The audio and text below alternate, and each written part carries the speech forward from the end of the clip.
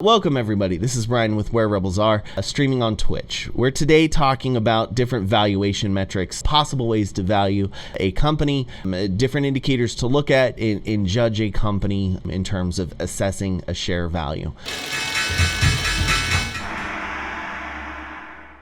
So we're going to start off our deep dive talking about the sales and revenue and kind of walk through the questions on why you would look at that, what it is tracking, and then finally how to get reporting on it. And we'll do the same thing or same exercise with a few other valuation metrics as well that you can see on this list. This is not going to be all inclusive today. I don't even think I'm going to get through the full list here, but it is hopefully a idea spark or starting place for you while you're looking for your first investments. The focus on today's conversation is not going to be short-term trading, so we're going to have very little care, if any, for the current share price, except for to measure it by these different standards that we look at.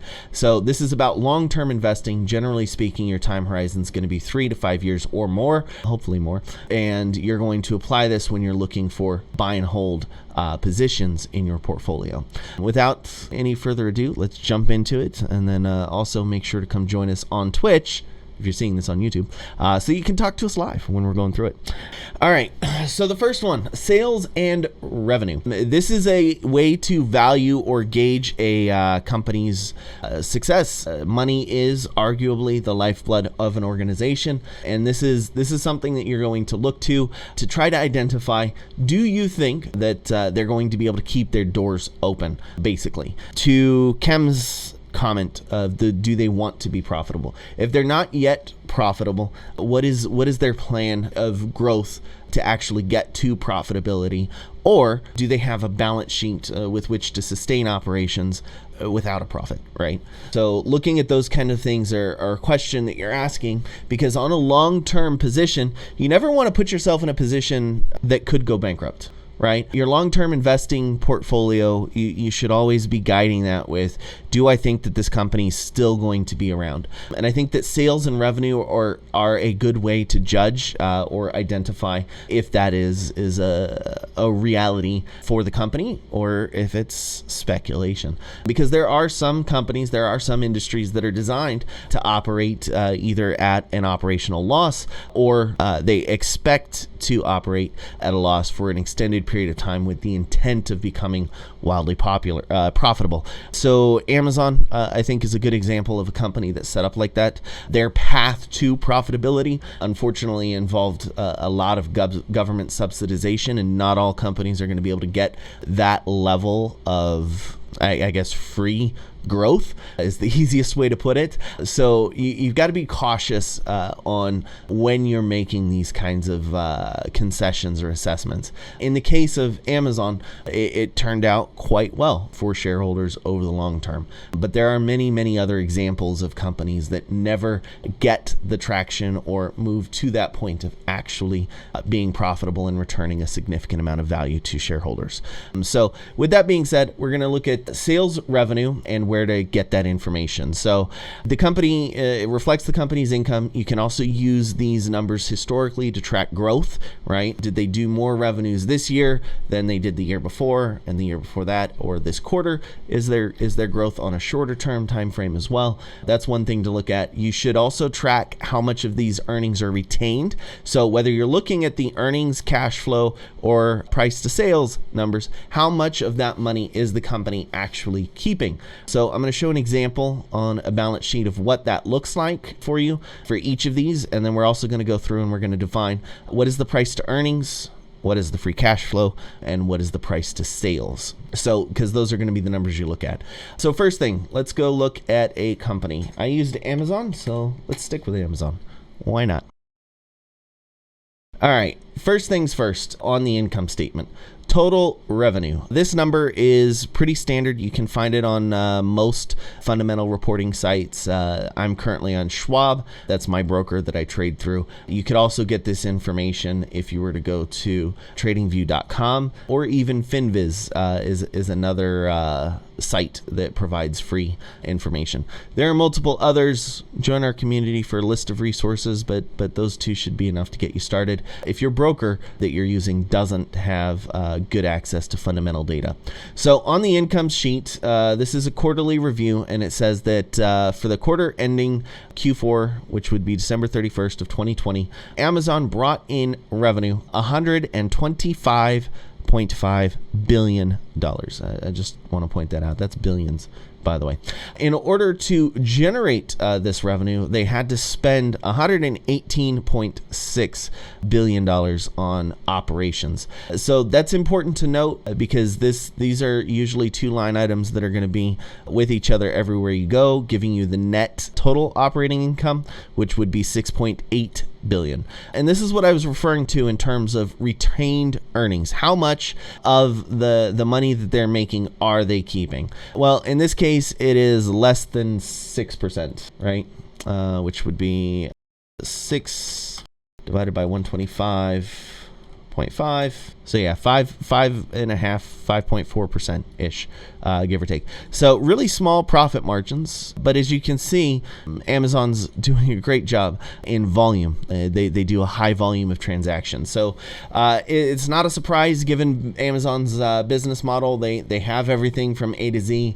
They are specifically focused on making sure that they do volume transactions. You've got the Amazon Prime push over the last couple of years for same and next day delivery. Amazon has even stepped out in the space of launching within metropolitan areas delivery businesses to speed up that last mile transaction for delivery. So their goal is to make it as accessible to the end consumer as possible. They're not so focused on necessarily high ticket items. You're not going to go to Amazon and buy a grand piano, although I think that might actually be something you can do. I don't think most people are really looking to that to fulfill high ticket items.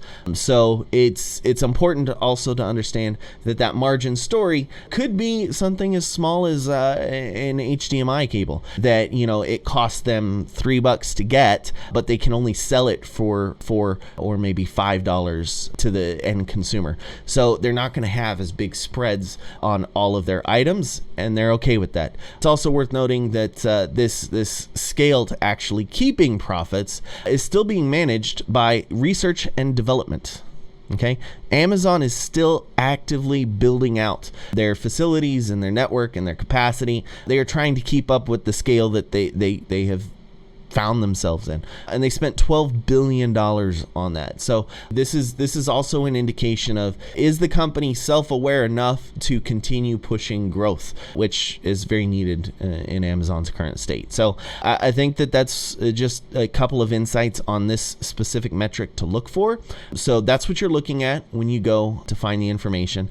And with that, now, how do we look at earnings and factor that into price versus earnings? So any measurement that you look at for a stock is usually going to be, well, not any, most measurements that you look at are going to be tied to the share price. Price to earnings is one such metric. So what we can do is you could do the math manually, take the overall income on their earnings, okay, and then divide it by the number of shares they have outstanding, or you can do it simpler, because this is already done for you on most reporting sites. You can look at their total earnings per share, 1408 here, over the last 4 quarters, and add them together. And then when you add those together, you can divide it by the share price, or one step easier, because again, it's still done for you. You can then go look at the actual earnings per share and then get a recent price earnings calculation done for you automatically. And all they're doing is they're taking the total number of earnings, which is 4175 and a fraction, and dividing it by the current share price, which is 3,137. And that gives you, vice versa. You take the price, the 3 and divide into the 41. That gives you currently trading at 80 times earnings, 80. Now, my general guide for price to earnings is pretty strict. I'm not going to go into full details here on this video, but generally speaking, if this is a cutting edge company and you really do think that they've got exponential growth in front of them, meaning that their addressable market has barely even been tapped into yet, you can justify easily a 30 times current earnings for a company like that, especially if you expect long-term growth. If it is above that 30 times earnings, then my guidance is be patient, look for another investment that is in that situation, or expand out your time horizon, right? Because neither you nor I is going to be able to accurately guess how big Amazon is going to be in the next 5 to 10 years. Okay, or if they're going to go bankrupt. I doubt it. I personally do doubt it. But we're not ever going to have enough information to project out that far. So that's why I focus on the current earnings, and does this account or equal to a value position as of today? And I have to say, for Amazon's case, the answer to that is no. I showed you how, but here's the official definition for price to earnings. It's the ratio valuing the company that measures the current share price relative to their earnings per share. Price to earnings is sometimes known as the price multiple or the earnings multiple. I just call it PE ratio. It's used by investors and analysts to determine the relative value of company shares in an apples to apples comparison. Be careful though, because as soon as you start crossing over industries, you can't compare an Amazon to a Tesla, another big company. Lots of hype around it right now and its share. Two different companies, two different stories, two different objectives, and two different valuation stories. So it's not a perfect comparison, and the general guide or general rule of thumb for finding value on it is something that's kind of on a scale. So when I first talked about looking at that 30 times earnings multiple is kind of your cap from a valuation standpoint. There are some circumstances or instances where if you were paying over 15, which is half of that 30 multiple, I would say that you are overspending for a company. Also, in situations of higher perceived risk, like we see in the capital markets, particularly consumer finance companies right now with exposure there, they might be considered at a high multiple if they're trading over 12 PE. So it is something worth understanding. The PE multiple should be weighted based on the environment of the market and the expectations for the actual company you are chasing, and then also compared against their peers. So as close to apples comparison as you can get gives you a good idea or barometer for where value lies in the company right now. And that's price to earnings. We're going to do cash flow. We'll do free cash flow. Free cash flow represents the cash a company generates after accounting for cash outflows to support operations and maintain their capital assets. Unlike earnings or net income, free cash flow is a measure of profitability that excludes non-cash expenses of the income statement and includes spending on equipment and assets, as well as changes in working capital from the balance sheet. So basically, instead of just measuring the money in, money out situation for ongoing operations that the price versus earnings does, this is tracking additional maintenance costs that aren't necessarily captured on the quarterly reports. And then it's also, let's see, where's the other? Yeah, maintaining capital assets on the outflows and excludes the non-cash expenses like amortization, depreciation type situations. Because as was mentioned by the community, the earnings, the price to earnings can be adjusted. Something big that we saw from a lot of companies, let's see if Amazon did it too, last year was an item, retained assets not held for use. That's income statement. No, Amazon did not do it. I bet you Coca-Cola did. Let's see if Coca-Cola did. Impaired assets. Here we go. Impaired assets held for use or held for sale. They're breaking it out as a separate line item. But this was a deduction on the balance sheet. That $252 million was a write down for Coca-Cola, but no money actually moved there. That was literally pallets of inventory, whatever inventory Coca-Cola had. So syrups, bottles, whatever. They decided, hey, we're gonna go ahead and mark all of these down. Okay, we're going to take a tax loss for this because it's allowed by the current rules and regulation changes in the environment. Everybody kind of got a free pass on that. Coca-Cola said, all right, good. We'll take $250 million right here, $250 million. Just write that down. Other companies did much bigger write-offs, putting them in a negative earnings situation. But if you compare quarter to quarter, almost the exact same quarter here, but this one has an extra 250 write down. They also have unusual expense income. I believe that will be tracked on the free cash flow and not the earnings, because this is an exchange of money.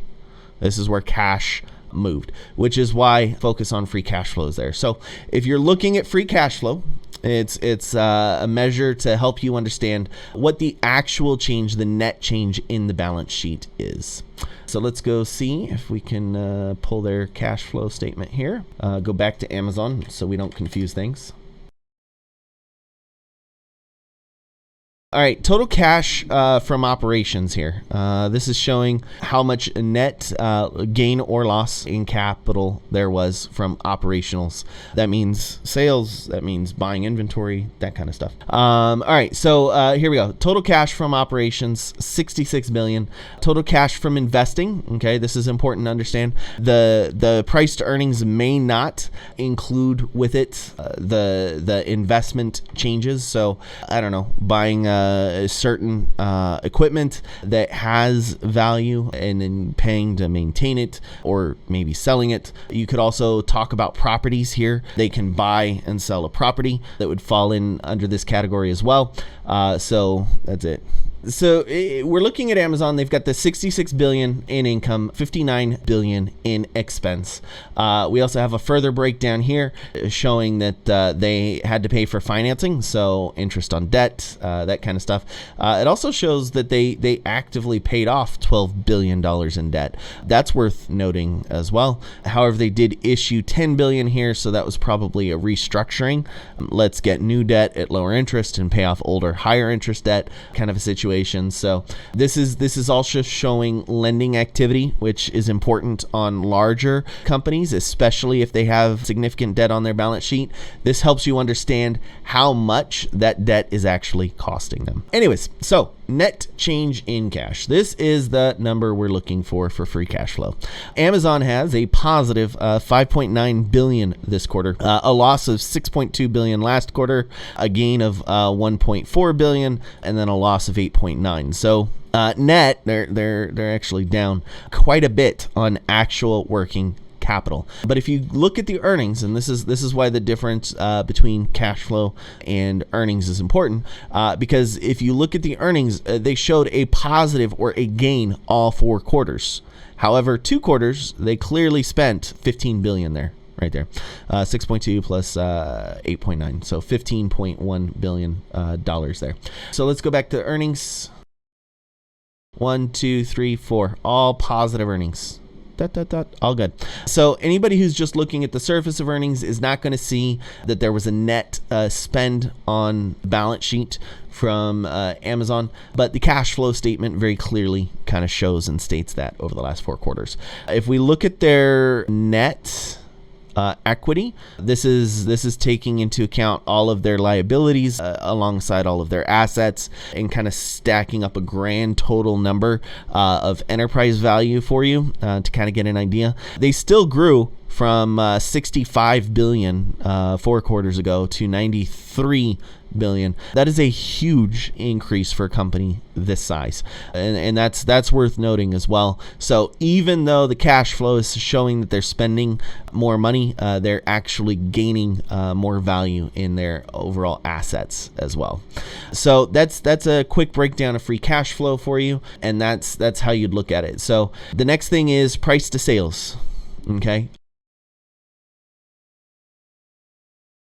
This would be, I think, a more important metric if you were looking at a sales-focused company. Amazon, kind of, but they've got like their warehouse services and a lot of other things than just regular sales. So price to sales might be applicable if you're focusing mostly on the Amazon warehouse services, because this is talking about how much money the company's bringing in just in sales alone, and that would be new contracts, that would be delivery of products, etc. So price to sales ratio is a valuation that compares the company's stock price to its revenues. It's an indicator of the value that financial markets have placed on each dollar the company's sales or revenues.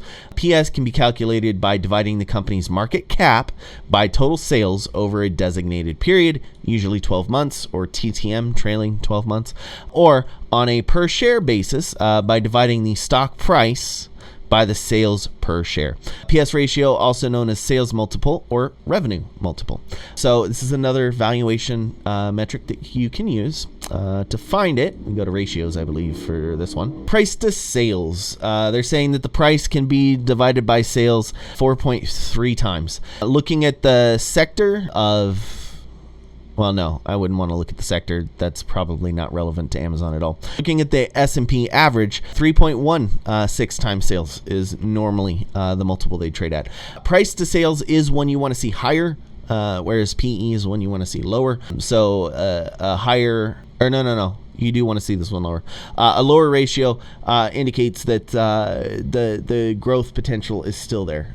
Sorry, not higher, lower. So the lower ratio indicates that the earnings per share are higher relative to the current trading value. So I don't, because I don't follow price to sales, have an immediate guide on what would be considered fair in terms of valuation. So let's look that up real quick.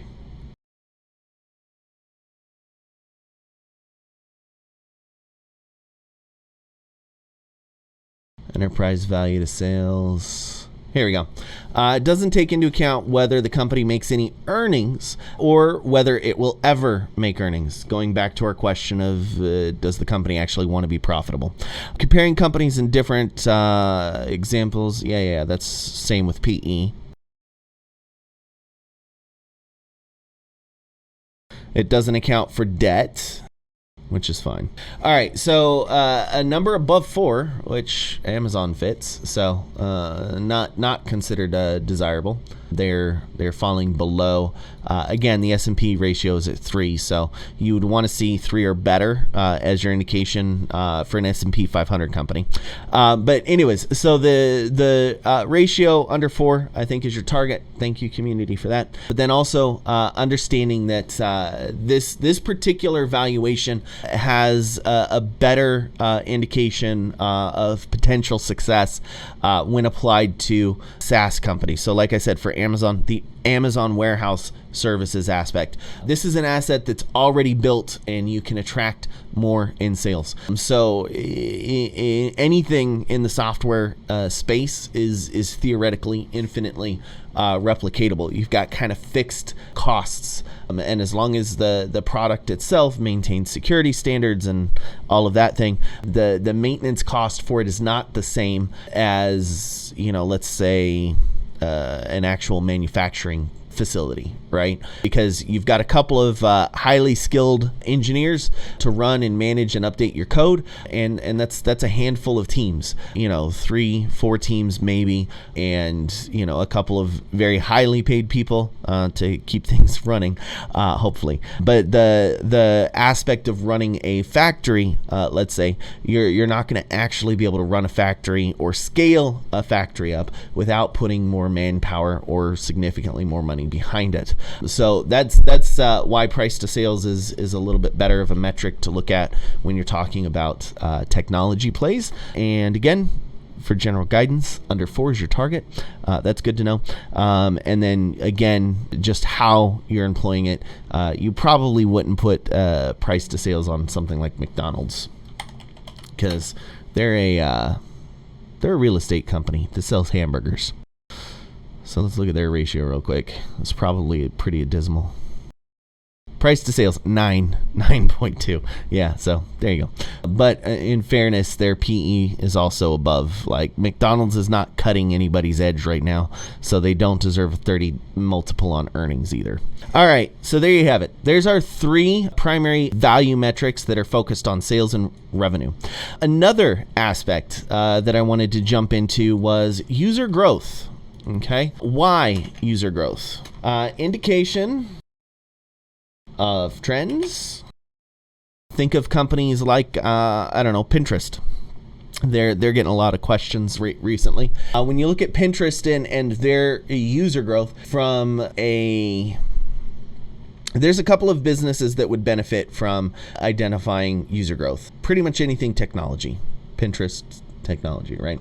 Another value area would maybe be if you were seeing an insurance company, right? How many more new clients do they have? That user growth is important there as well, because when you're talking about insurance, there's a threshold where more new clients really just kind of equates to added potential returns, because you don't have to keep scaling operations up to maintain a bigger client use case after a certain point.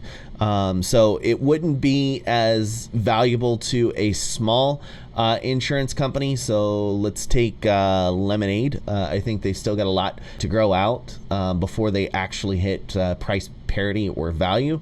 But if you saw high user growth on something like Allstate, that would be arguable as a value indication there. So user growth, why? Indication of trends. Okay, Netflix just had earnings this week. They lost a whole bunch of subscribers, so that was an indication of a decline in a trend. Looking at user growth over time, be careful, especially in technology companies, because there's this hockey stick chart tendency, which I really don't like. Show you what I mean. So I have to freehand a line here. We're gonna just use arrows here. So chart kind of goes like this, right?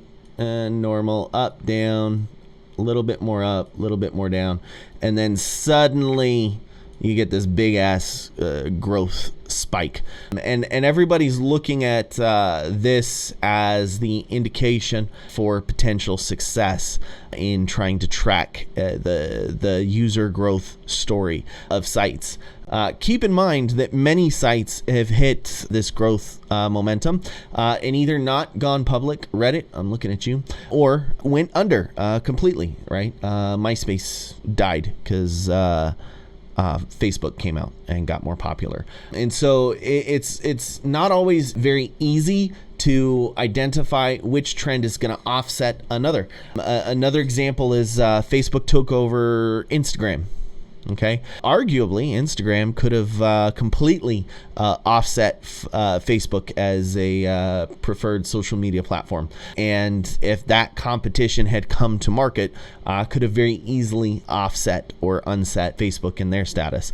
TikTok is up and it's super popular, but it hasn't completely offset other video venues online like Twitch, or right now YouTube, where this video will be posted, because it doesn't exactly meet all of the niche or use cases of their environments. So just because you've got an exponential growth, right, doesn't mean it's a viable or valid company to buy into. Microsoft bought Mixer, which was another video streaming service, and it died. It had huge growth rate and expectations, and it was going, and it kind of did this on its user acquisition chart. And then Microsoft bought it, and everybody said, I'm out. Forget it. I'm just done. So be aware that charts that go up this high can also just plummet back down to nothing. So that's not always a full indication of a story. My guidance to you, if you are looking for user growth and you see one of these growth stories where it's just like nothing and then suddenly takes off, ask your grandchildren, your nieces and nephews, your own children, anybody who's under the age of 12, hey, what's going on with whatever this new company or app is? And if them and all of their friends are into it, then you can probably bet 10 years down the road it is going to be a challenger to the existing status quo. Because the reality is there's a compulsion, and I think this has been very well demonstrated from platforms like Facebook, but there's a compulsion from your older generation family members to try to interact with their younger counterparts, right? I'm using probably 100 different apps. I say it exacerbated like that, but it's realistically probably closer to about 20 total, but still it feels like 100 to communicate in the way that people want to be communicated to. Internationally, locally, my nieces and nephews have different preferred mediums. My older friends have their preferences. Most of them are still stuck on Facebook for some reason. The even older ones than that, actually, my grandparents just started Marco Polo, so that's a new one. So, but anyways, all of that to be said, user growth isn't 100% of the story. Make sure that you know the why behind the drive, which is sometimes harder to project if you're just getting into it yourself. So talk to enthusiasts, and then I think another good indicator is talk to outsiders who have not yet engaged what their excitement level is for a platform. Okay, I could have told you, and at this point in my investing career, I had no money, but I could have told you without any doubt in my mind that Blockbuster was going out of business and Netflix was going to take over all video rental capacity. And I said this at 2 different times. I said it literally 2 days before the stock crash in Blockbuster when they reported that they had lost a huge amount, I can't remember the exact number, of traffic in their stores, and they cited on this earnings report Netflix and Redbox as competitive challenges. They said that. And then the next 3 months they came out with the plan, and they said, hey, we're also going to offer mail services. But you read the fine print for the Blockbuster mail. They were still trying to charge late fees. Do you know what Netflix did not have? Late fees. You could literally keep the Netflix disc forever, and you're never going to be charged a late fee for not returning the disc, right? You cancel your service, they would charge you the face value, okay, how much it cost them to replace the disc, basically. I'm sure they got a discount over the standard retail price, but let's say they didn't. They charged you the face value of whatever media you still held in possession that wasn't returned within 30 days of canceling your membership. That was it. No late fees, no nothing. Whereas Blockbuster's like, yeah, we're going to charge you $250 a week forever if you keep this disc over X amount of time instead of sending it back. And that was the second time where I said, Blockbusters is going under. So that's a good way or indication as well, right? If you can answer, well, Netflix makes it easy, and I also don't have to think about Netflix. Like I can lose a disc on the 3-disc plan and just limit myself to only exchanging 2 discs from now until eternity. And I know I'm talking about this in a day and age where half of us haven't even touched a physical disc in years at this point. But I can keep these 2 in rotation forever, and it's not a problem. Versus Blockbuster is still continuing with the old ways and the complicated stuff. That was a pretty easy case to make. So when you're evaluating user growth specifically, understand you don't have a full insight as to the profitability of a specific idea or business, but you're smart enough to know and say, hey, Blockbuster's screwing this up. It should be simple. Netflix has been doing it right, which is why I switched in the first place. So that kind of analysis is important for user growth. Another important reason for user growth is terminal velocity. So when we talk about terminal velocity, especially in SaaS companies, that's software as a service, there's a point, a threshold with which pretty much every new user after that point is profit. We're still waiting for that story to be unfold for Pinterest. As far as anybody knows, Twitter's never interested in that happening. You've got clear demonstrated profitability models to scale with platforms like YouTube and Facebook, and this point with which they say our software, as long as we keep it up and running, is going to keep people coming and using, which means we can then generate revenue off of. And that is an important threshold or number to pay attention to. Now, I've worked and I've toured on several VC circuits. And that's venture capital, and what they're looking for is the latest and greatest, newest, most exciting XYZ technology company or whatever investment they're looking for that's going to change it. And I saw easily 100 or so different app groups.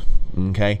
And something I noticed became a common trend is a pay for user approach, where they would say, hey, here's our user base and here's our growth.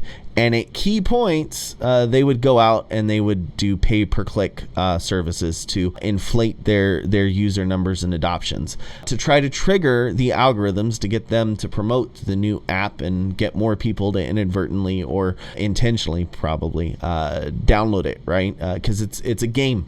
It's literally the same thing that social media influencers are constantly trying to do. And that's hit this point where we get enough attention and enough information to create that hockey stick chart.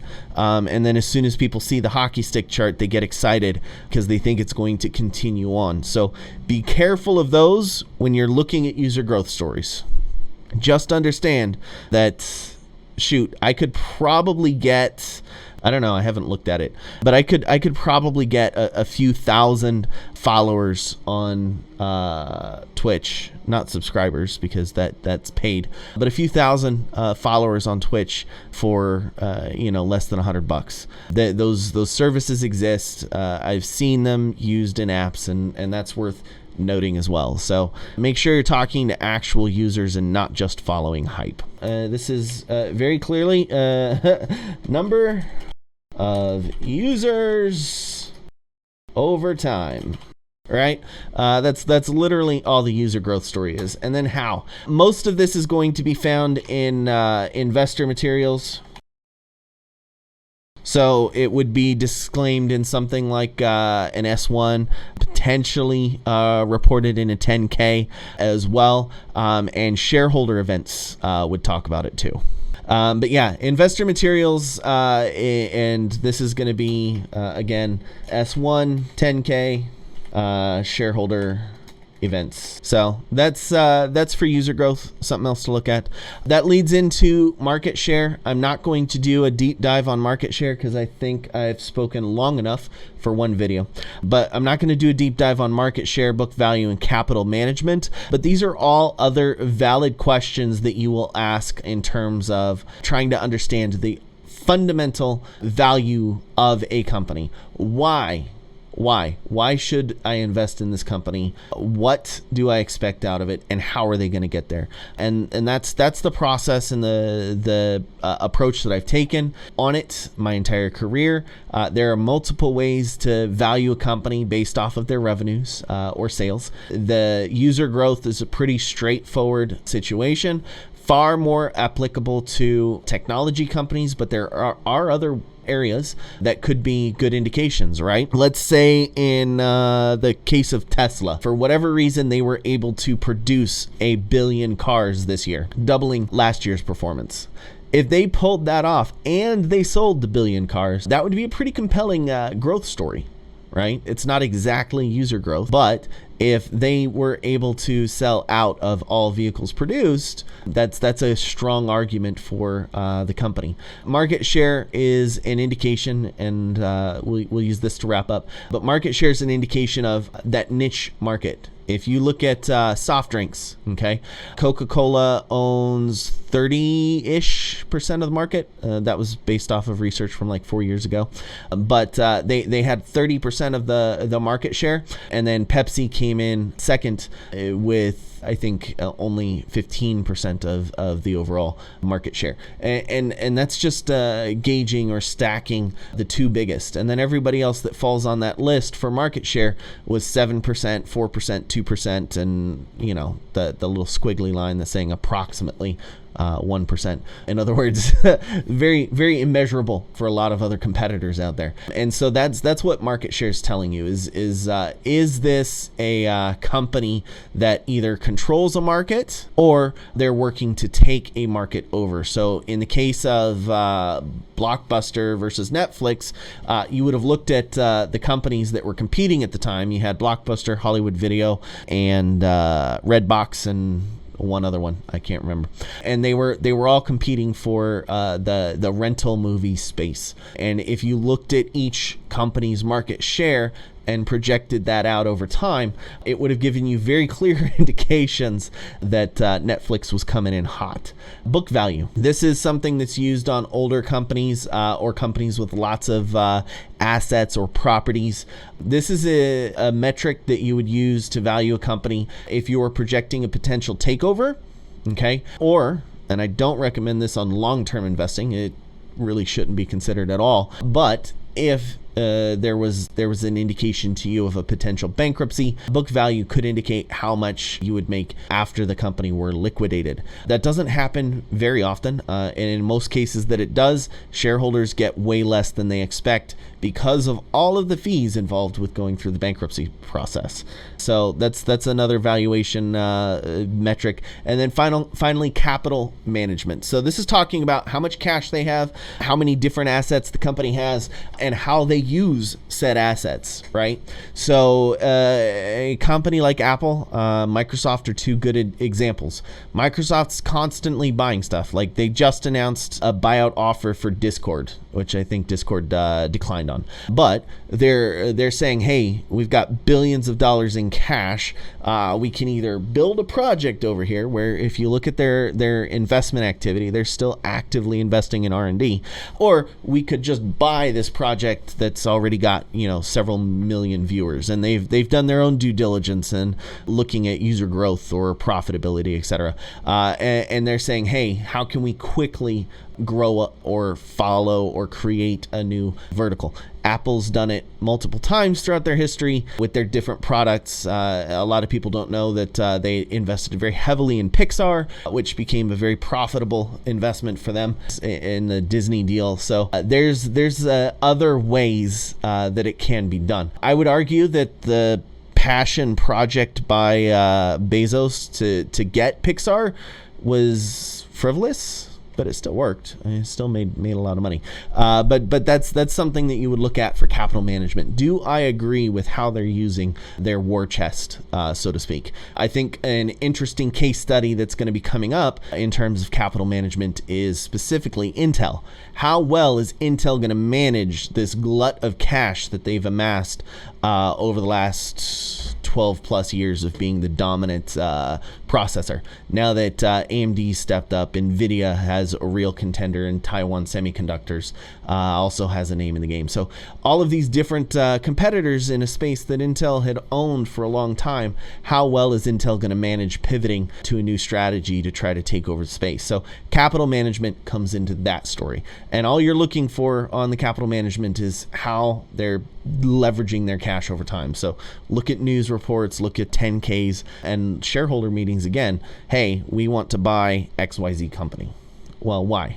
And how's it related? And do you think you'll make it profitable? Or do you think the leadership can make it profitable? Anyways, all of that being said, thank you very much for hanging out with me today on our deep dive for valuation. Again, not all inclusive. This is intended to be a conversation starter, an idea generator, something that encourages you to dig in just a little bit more. Come check us out on Twitch. You can get this resource. I will make it available in Discord so that you can expand on it with your own notes, with your own projections, assumptions. And again, I'm just trying to stress how important as an investor it is to ask questions, right? Don't invest just because somebody said ABC company is doing XYZ thing and they're the latest, greatest, right? Find numbers to back it up, okay? Can you answer the use case on this company or this product to say that it is better than what's out there and everybody should be using it? Those types of questions, that type of approach is going to give you a lot more value, long-term investing, and it's going to make it easier to stick to your convictions when you do find the data to back up your thesis on why you think something's going to do well. So with that being said, this is Brian with Where Rebels Are. I'm signing off of YouTube now. I'm switching over to Twitch. So if you guys have questions, go ahead and throw them at me. And all of y'all on YouTube, come check us out. Links down below.